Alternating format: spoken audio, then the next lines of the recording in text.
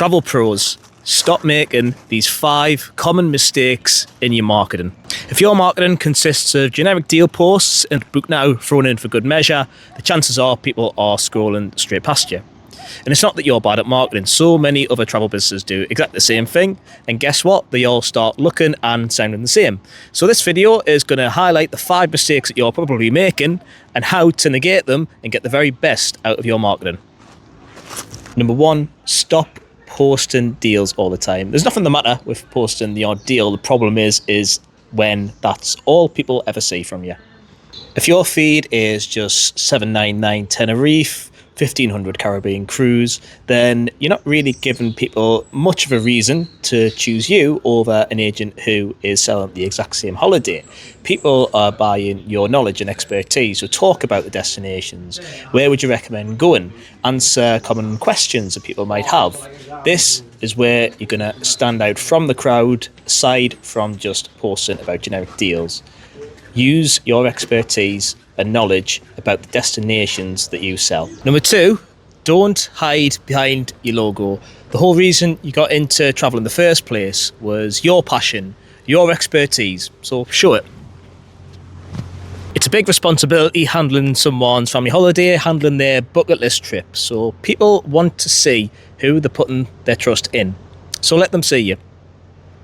You don't need to spend your days as an influencer filming silly TikToks. You just need to show yourself sometimes. If you've got a shop, get some photos of your staff, get some videos of you talking about a destination that you've just been to, what hotels you would recommend.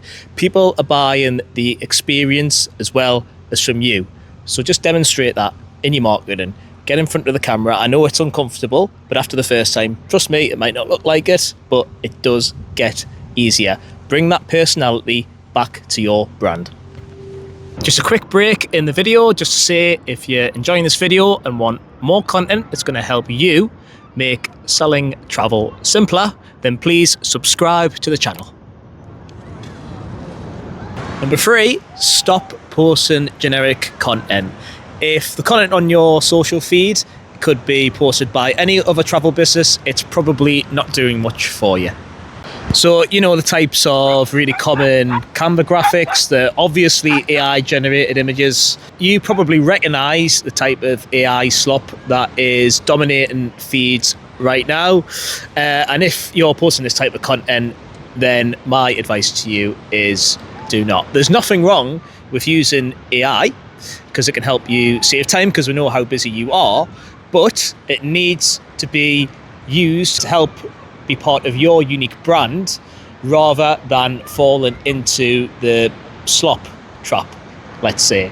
So you need content that is very you. So we need recommendations, we need your personality shining through, your expertise, your destination knowledge and knowledge of your niche. So stop posting generic content and start posting content that is uniquely in your brand. Number 4 is don't ignore the people that you already know.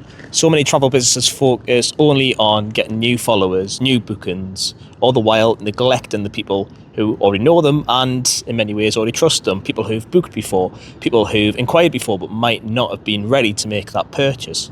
So use that data in your email lists. Reach out if you know someone's going to book a holiday for the summer in January. Reach out to them near that time. If you know someone wants a golfing trip or a ski trip, send them deals that are relevant to them. And most importantly, make sure you ask for a review while the holiday is fresh in the memory. Email marketing is the most effective and free ways of generating business. Number 5 is don't let your reviews gather dust. Far too many travel businesses have so many of these lovely reviews and they're just sat on Google or Facebook doing absolutely nothing. So you saying that you have expertise is one thing, but having a customer tell people how you sorted everything when a flight was cancelled or you just made the whole booking process a lot simpler is so much more powerful. So use these reviews, use them in your socials, have them on your website, add them to your emails. Tell people about real experiences that your customers have had. And where possible, use specific examples. So, great service, yeah, that's great, but Steve found the perfect hotel for my family holiday to Thailand when we'd spent so much time looking at ourselves is so much more powerful. So yes, show everyone your expertise, but let your customers do the talking. So those are the 5 most common mistakes that travel pros use in their marketing and how to fix them. Well, we've had a lovely day filming in the sun at Roker Beach, and hopefully you've enjoyed these key takeaways that you can start implementing into your travel marketing. We're going to be doing so many more videos on travel marketing tips, but also general advice on how to make selling travel simple for you. So don't forget to subscribe. Now, if you don't mind, I need to go and get some after sun on.